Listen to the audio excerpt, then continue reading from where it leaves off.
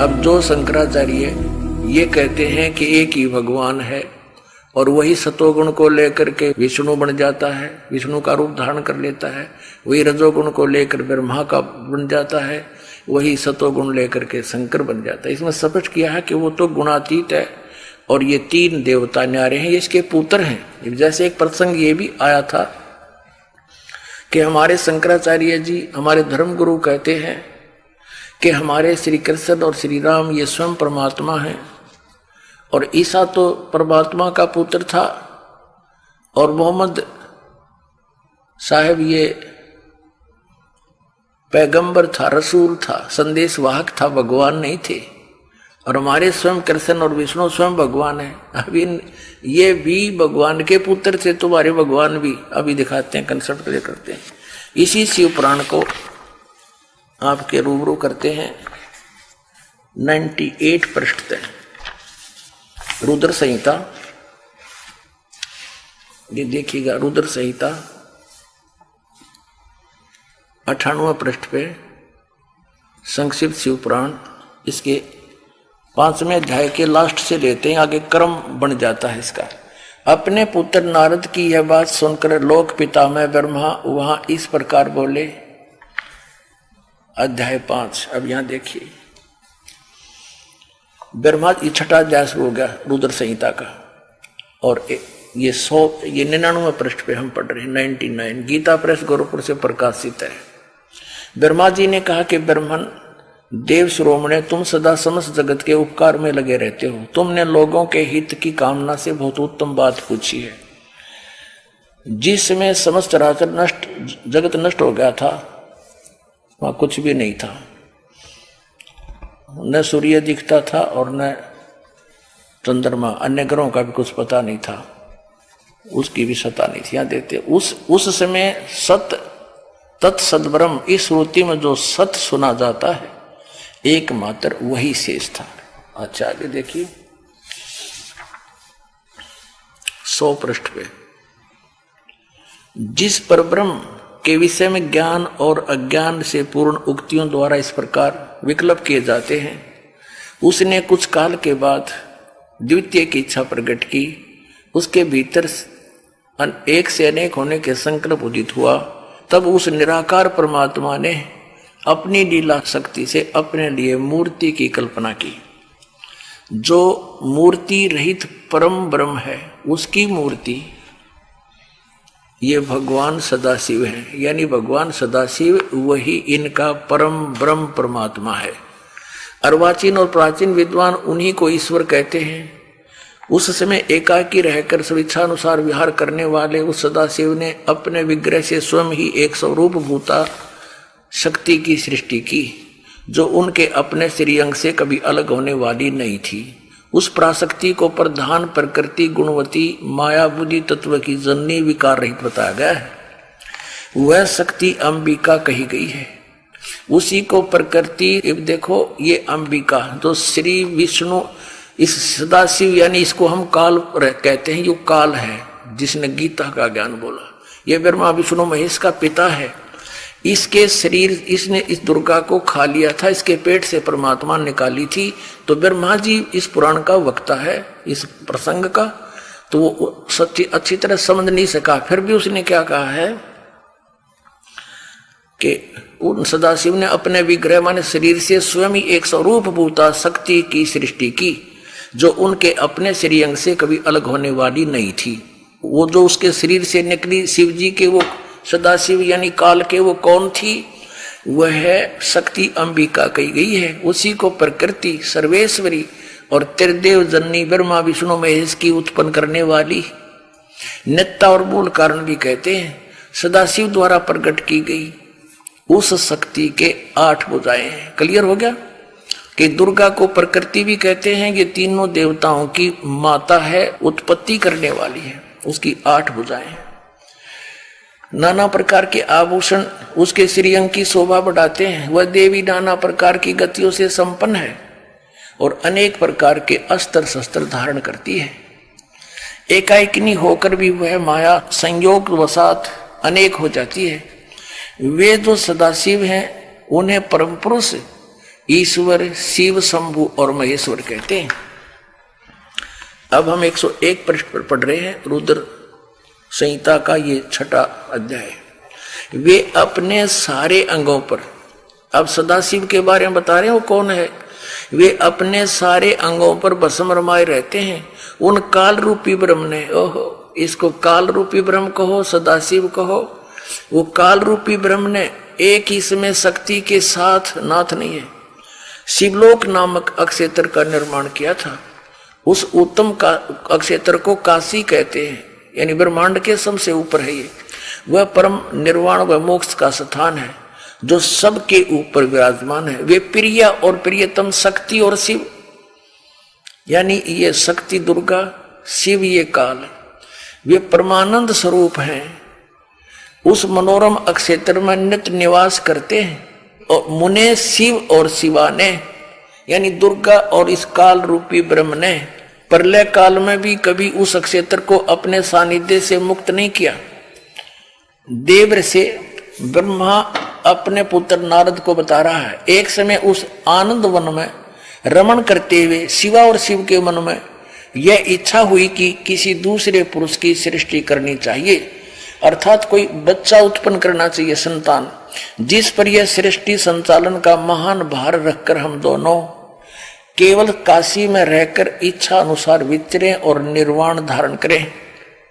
ऐसा निश्चय करके शक्ति सहित सर्वव्यापी परमेश्वर शिव ने अपने वाम भाग के 10वें अंग पर अमृत मल दिया। शक्ति सहित दुर्गा के साथ सृष्टि कर्म किया, पति पत्नी व्यवहार। फिर तो वहां से एक पुरुष प्रकट हुआ। उसका नाम क्या रखा उस बालक का, यह अपने 101 पर पढ़ा, 101 पर पढ़ा। अब 102 पढ़ाते हैं। 102 पर आप देखोगे, यहां देखिएगा। उस काल भगवान ने कहा सदाशिव ने, वत्स, व्यापक होने के कारण तुम्हारा विष्णु नाम विख्यात हुआ। अब यहां देखो, बिल्कुल इसके सामने ये 6वां अध्याय समाप्त हुआ। अब 7वां प्रारंभ होता है, ये रुद्र संहिता। ब्रह्मा जी कहते हैं देवर से अपने पुत्र नारद को बता रहे ब्रह्मा जी, तत्पश्चात कल्याणकारी परमेश्वर सांब सदाशिव ने पूर्ववत प्रयत्न करके, यानी उस दुर्गा के साथ पति पत्नी व्यवहार करके अपने दाहिने अंग से मुझे उत्पन्न किया। अब क्या हो गया, अपनात्माओं विष्णु यु काल का पुत्र है और यु हमारे शंकराचार्यों का भगवान है, तो ये भगवान कैसे हो गया, ये भी इनके भगवान का पुत्र ही है। तो है इनका मिथ्या ज्ञान, वेशलेस, निराधार। और इन्हीं अटकलों पर ये हमें आपस में लड़ाते रहे, हिंदुओं के धर्म गुरु और मुसलमानों के धर्म गुरु।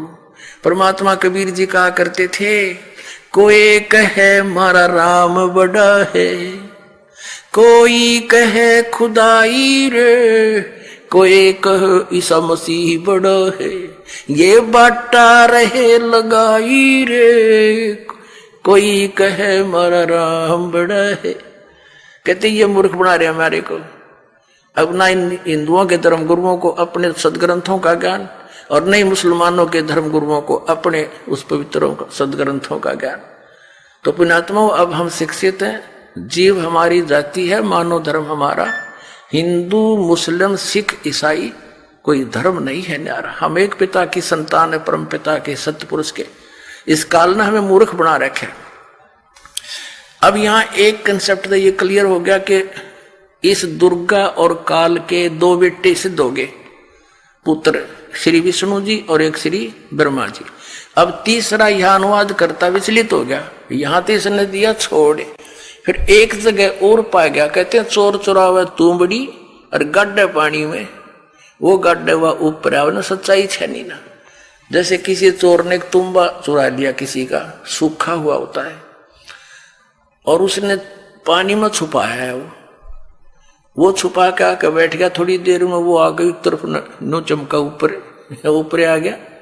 वो फिर दबा का, वो फिर ऊपर थोड़ी देर में आ चमके। कहते चोर चुरावे तुमबड़ा गड्ढे पानी में,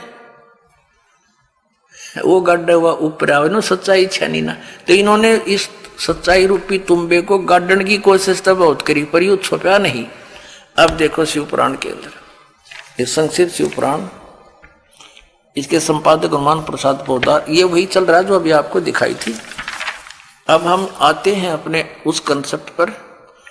एक समय श्री विष्णु जी सतगुण और श्री ब्रह्मा जी रजगुण की आपस में कहा सुनिए, यानी युद्ध हो गया, झगड़ा हो गया। किस बात में? ब्रह्मा जी कहता मैं तेरा पिताजी विष्णु जी को, विष्णु कहे मैं तेरा बाप। क्योंकि ये काल जो सदाशिव है इनका पिताजी, ये इनको भ्रमित किए हुए है। गीता ज्ञान भी ये काल सदाशिव काल रूपी ब्रह्म ही बोल रहा है। और ये 7वें अध्याय के 24-25 श्लोक में कहता है कि मैं कभी किसी के समक्ष नहीं आता अपने वास्तविक रूप में, मैं अपनी योग माया से छुपा रहता हूं। तो इसने क्या किया है कि किसी महर्षि ने भगवान पाने के लिए समाधिस्थ होने की चेष्टा की। किसी को तो ब्रह्मा जी के रूप में दर्शन दे दिए, और किसी को शिव जी के रूप में, किसी को विष्णु जी के रूप में। जिसको विष्णु जी के रूप में दर्शन दिए समाधि दशा में, तो वो विष्णु जी के पास आकर उसका सर हो गया कि आप ही भगवान हो, मैंने देख लिया है, आपने छुपा रखा अपने आप को, आप सर्वशक्तिमान हो, सर्वसृजनहार हो, आप परमात्मा हो। ऐसा 1, 2, 10 सैकड़ों ने कहा। तो विष्णु जी को भ्रम हो गया कि मैं सचमुच शायद मैं ही सृजनहार हूं। और ये भी कहा कि ब्रह्मा जी आपकी नाभि कमल से उत्पन्न हुए हैं। उधर से उसने जिसको ब्रह्मा जी के रूप में दर्शन दिए, उसने श्री ब्रह्मा जी को अवावर दी, आप सचमुच परमात्मा हो, आप जगत के पिता हो, जगत पालक हो, सर्वशक्तिमान तुम ही हो। इस बात का भ्रम श्री ब्रह्मा जी को हो गया। फिर किसी ने शंकर जी के रूप में देख लिए, तो उसने शंकर जी की महिमा गा दी कि भगवान शिव स्वयं पूर्ण परमात्मा है, अजर व अमर है, मृत्युंजय है, कालजय है, ये सर्वशक्तिमान है। तो ऐसे इसने इन सबको भ्रमित कर दिया।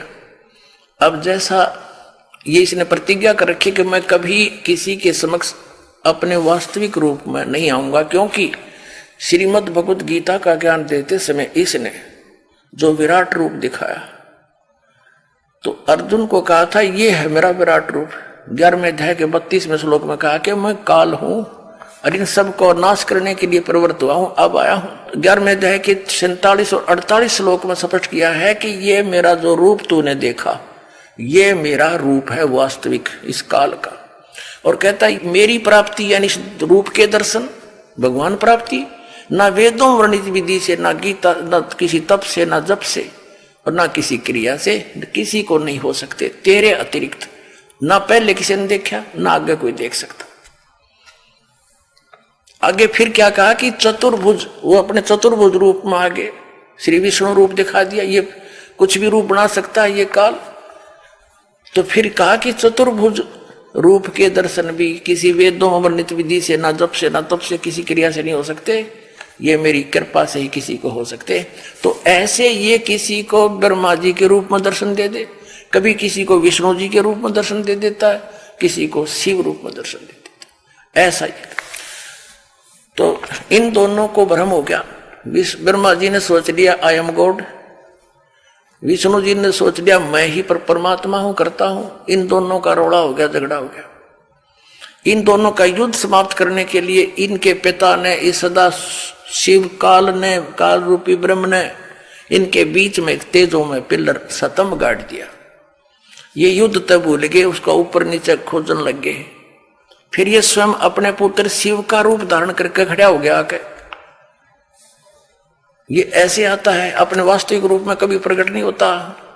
इसने प्रतिज्ञा कर रखी है गीता जी के 7वें अध्याय के 24 और 25 में कि ये मूर्ख जन समुदाय मुझे कृष्ण मान रहा होगा, मुझ अव्यक्तम व्यक्तिम आपना मनन्ते, मुझ अव्यक्त को मुझे कृष्ण रूप में व्यक्ति आया मान रहे होंगे। आई एम नॉट कृष्ण, मैं अपनी योग माया से छुपा रहता हूं, मैं कभी किसी के समक्ष नहीं होता। ये मेरा अटल अनुतम अवय, यानी अवय माने अविनाशी नियम है, विधान है, घटिया नियम है। क्योंकि जो पिता अपने पुत्रों से छुप रहा हो घटिया है, कभी सामने नहीं आता, उसमें दोष है कोई ना कोई।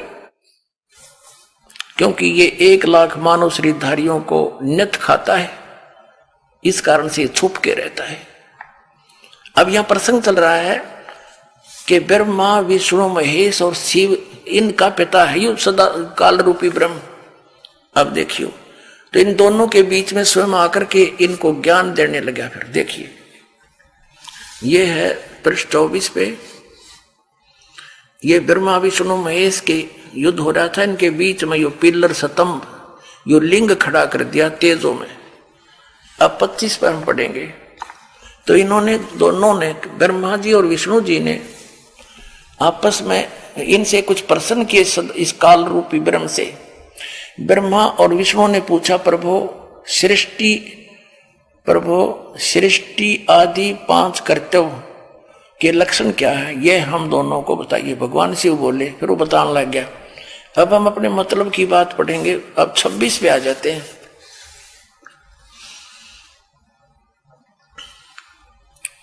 अब ये काल रूपी ब्रह्म विष्णु और ब्रह्मा को कहता, पुत्रो, हे मेरे पुत्रो, मेरे बेटो, तुम दोनों ने तपस्या करके प्रसन्न हुए मुझ परमेश्वर से सृष्टि और सतीथि नामक 2 कृत प्राप्त किए। ये दोनों तुम्हें बहुत प्रिय है। इसी प्रकार मेरी विभूति स्वरूप रुद्र और महेश्वर ने, ये मैं नहीं है, 2 उत्तम अन्य कृत संहार और तिरोभाव प्राप्त मुझसे प्राप्त किए, परंतु अनुग्रह नामक कृत दूसरा कोई प्राप्त नहीं कर सकता। अब देखो, ये 2 पुत्र थे, विष्णु और ब्रह्मा हो गए, रुद्र और महेश्वर ये न्यारे हो गए। ब्रह्मा और विष्णु ने तो सृष्टि और सतीथि नामक 2 जॉब दे रखी है, इसने 2 विभाग दे दिए। और रुद्र और महेश्वर ये 4, इनसे अलग है ये वक्ता, ये इनका पिता है। अब हम यहाँ इतना स्पष्ट करना चाहते हैं। अब यहां इसने इनको ये भी कहा कि तुम भगवान नहीं हो, तुम भगवान नहीं हो। देखिए, ये तो केवल हिंदी वाली, देखिए अपने गीता प्रेस गोरखपुर से प्रकाशित पवित्र शिव पुराण। अब जिसमें संस्कृत भी विद्यमान है वो आपके रूबरू कराते हैं पवित्र शिव पुराण। ये क्या बताते हैं? शिव महापुराण हिंदी टीका सहित भाग 1, श्री शिव महापुराण, विधि अवरिधि पंडित ज्वाला प्रसाद जी मिस्र कृत हिंदी टीका सहित, खेमरा श्री कृष्णदास प्रकाशन बंबई, ये यहाँ मुंबई यहाँ से छपी। और वो डिटेल लिखी यहाँ पर खेमचंद कृष्णदास की, ये सारी डिटेल इस पर, ये कहाँ से मुद्रिक प्रकाशक ये है इनके।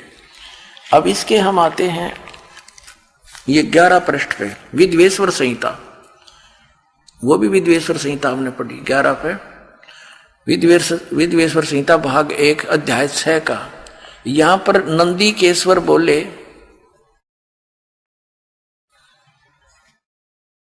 हे योगींद्र, आगे एक समय विष्णु भगवान शेष सैया पर अपने गरुड़ आदि पार्षदों से युक्त लक्ष्मी सहित शयन करते थे, विश्राम कर रहे थे, सोए थे। उस समय ब्रह्म ज्ञानियों में श्रेष्ठ ब्रह्मा जी अपनी इच्छा से वहां आ गए।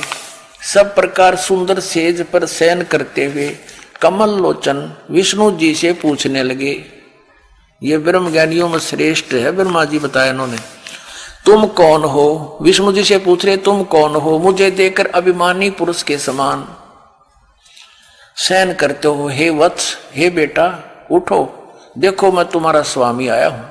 ब्रह्मा जी कह रहे विष्णु जी को, आए हुए गुरु को देख जो अभिमान करता है उस द्रोही मूड का प्रायश्चित होना उचित है। यह सुनकर विष्णु के अंतर में तो छो उठा, क्रोध हुआ, परंतु बाहर से शांत रहे और बोले, बेटा वत्स, तुम्हारा मंगल हो, बैठो, इस आसन पर विराजो। इस समय तुम्हारा नेत्र कुटीर और मुख वक्र क्यों हो गया? यानी बांगा मुंह क्यों कर रहा है तू? ब्रह्मा जी बोले, हे वत्स विष्णु, हे बेटा विष्णु, तुमको समय के प्रभाव से अभिमान है। हे पुत्र, मैं तुम्हारा रक्षक और जगत का पितामह हूं। विष्णु जी बोले, ये सब जगत मुझ में सचित है, तुम चोर के समान किस प्रकार अपना कहते हो? तुम मेरी नाभि कमल से उत्पन्न हुए हो, इससे मेरे पुत्र हो, मुझे पुत्र कहना व्यर्था है।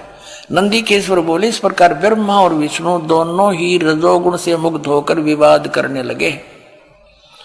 मैं श्रेष्ठ हूं, मैं स्वामी हूं, ऐसा कहकर एक दूसरे को मारने की इच्छा से युद्ध करने में उत्सुक हुए। तब संपूर्ण देवता विमानों में बैठकर उस महा अद्भुत युद्ध को देखने चले आए। और आकाश में उनके ऊपर फूल बरसाने लगे। वाहे देवताओं, हे भगवान, ये हमारे देवता, ये ब्रह्मा विष्णु तो कट कर मरण न हो रहे हैं, और ये फूल बरसाओ, शाबाश, कर दो काम। अरे देवताओं के काम है ये, देवताओं के ये लक्षण होते हैं। दो भाई लड़ रहे हों, बीच बिचाला करवावे, छुटवावे उनको, उनका कंप्रोमाइज करवावे। और हमारे देव जी, ये देवता हमारे फूल बरसाने के, शाबाश, मरो लड़के। अब हम अपने प्रसंग पर आते हैं कि फिर ये जब आपस में झगड़ रहे थे, इनके बीच में इसने सतम खड़ा कर दिया, ये स्वयं आ गया। फिर ये क्या कहता है, इनका बाप पिताजी काल, सदा ब्रह्म रूपी काल। हम संक्षिप्त सा लेते हैं, ज्यादा आगे नहीं जाएंगे। अब देखिएगा इसके 17 पृष्ठ पर विद्वेश्वर संहिता, पहले हमने 11-12 पृष्ठ पढ़ा, अब 17 पर आ गए हम। विद्वेश्वर संहिता भाग 1 अध्याय 9 है ये। अब यहाँ क्या बताया है कि फिर वो नंदीकेश्वर बोले इस प्रकार, आगे बताता है कि उन दोनों की अज्ञानता और वैर को दूर करने के अर्थ दोनों से कहा उस इनके पिताजी ने कि मेरे सकल और निष्कल ये दो भेद से दो रूप हैं, परंतु और ईश्वर नहीं, इस कारण उनके दो रूप नहीं हो सकते। पहला सतम रूप और पीछे मूर्तिमान रूप धारण किया है, इसमें ब्रह्म रूप निष्कल है, वो निसकल, यानी वो सतम खड़ा करा पिलर हो तनों का, वो तो मेरा निष्कल निराकार रूप है। और ईश्वर रूप सगुण है, मैं खड़ा हूं ना, ये मेरा सगुण रूप है। मेरे ये दोनों रूप सिद्ध हैं, दूसरे किसी के नहीं। अब यहां हो सकती, इस कारण तुम दोनों को अथवा दूसरों को ईश्वरत्व की प्राप्ति नहीं हो सकती। तुमने जो अब अज्ञानता से अपने को ईश माना, यह बड़ा ही अद्भुत हुआ। उसके दूर करने को ही मैं रण स्थान में आया हूं। अब ये इनका पिता कह रहा है कि तुम, यू आर नॉट गॉड, तुमने जो अज्ञान से अपने को ईश यानी भगवान मान लिया, ये बहुत अचरज हो गया, तुमने बहुत गलत कर दिया। अब तुम्हारी बुद्धि ठिकाने करने के लिए मैं आया हूं, दूर करने के लिए रण स्थान में आया हूं। अब तुम अपना अभिमान त्याग कर मुझ ईश्वर में अपनी बुद्धि लगाओ। मेरे प्रसाद से लोक में सब अर्थ प्रकाश करते हैं। अब देखो, ये कहता है जगत का वर्धक होने से मैं ब्रह्म हूं, इस तरह इसने अपनी फिर आगे महिमा बनाई है अपन आत्माओं। अब फिर 18 पृष्ठ पर देखिएगा। अब कति कंसेप्ट क्लियर करना पड़ेगा ना, या फिर बात रह जाएगी। 10वां अध्याय 9वां या समाप्त हो जाता है। इति श्री शिव महापुराणे विद्वेश्वर संहिता भाषा टीकायाम 9वां अध्याय, इति हो गया, यहाँ समाप्त हुआ। अब यहाँ स्टार्ट हो गया 10वां। इस 10वें के इसने आगे 10वें श्लोक में क्या बताया कि पुत्रो, वही जो हिंदी वाले में भी था, हे पुत्रो यह कृत आपने तप से प्राप्त किया है। ब्रह्मा और विष्णु से कहता है सृष्टि और स्थिति उत्पत्ति, यानी सृष्टि की उत्पत्ति और पालन कहता है, सो मैंने प्रसन्न होकर तुम्हें दिया है। आगे देखो, इस प्रकार दूसरे दो कृत रुद्र और महेश को प्रदान किए। अब हम यहां सिर्फ इतना ही कंसेप्ट क्लियर करना था, हमने इतना ही कंसेप्ट क्लियर करना था, जिनको हमारे धर्म गुरु, पवित्र हिंदू धर्म के धर्म गुरु शंकराचार्य, जिनको पूर्ण परमात्मा विष्णु और शिव को बताते रहे, ये तो इनके इतिहास में लिखा कि ये भगवान नहीं है, तो क्या इनको वेदों का सदग्रंथों का ज्ञान था? अब जैसा इनके शंकर पंचम के 135 पृष्ठ पर लिखा है कि सबसे बड़ा पशु कौन है, उन्हीं का उत्तर है कि जिन्होंने सदग्रंथों को पढ़ा और उसके अनुसार धर्म आचरण नहीं किया, वो सबसे बड़ा पशु है। तो बाप पुण्यात्मा हो, निर्णय करने ला सबसे बड़े पशु कौन है। बोलो सतगुरुदेव की जय हो।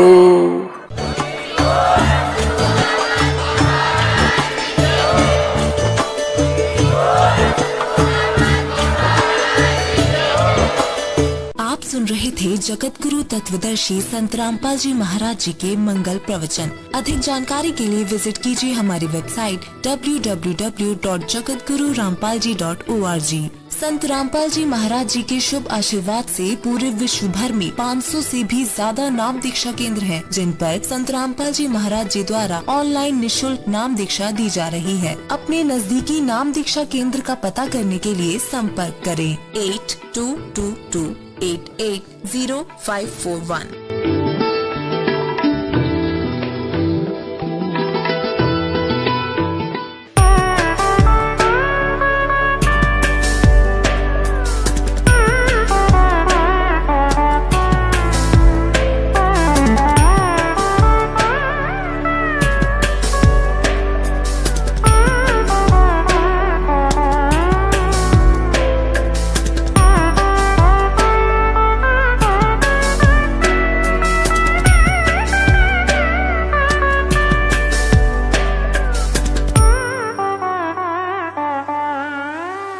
साथियों, चैनल को सब्सक्राइब कीजिए, बेल आइकन को प्रेस कीजिए, वीडियो को लाइक कीजिए, कमेंट कीजिए और शेयर ज़रूर कीजिए। धन्यवाद।